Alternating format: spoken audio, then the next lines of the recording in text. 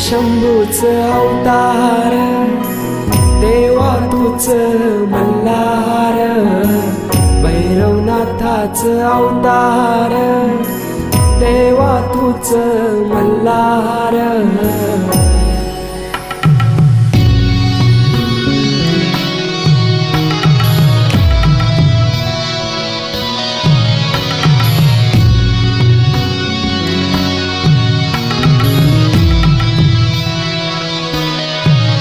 ठेवून बाणाई पहिल्या पायरीला, घेऊन मानसा देवी संगतीला, वध करूनी मनी मल्हार.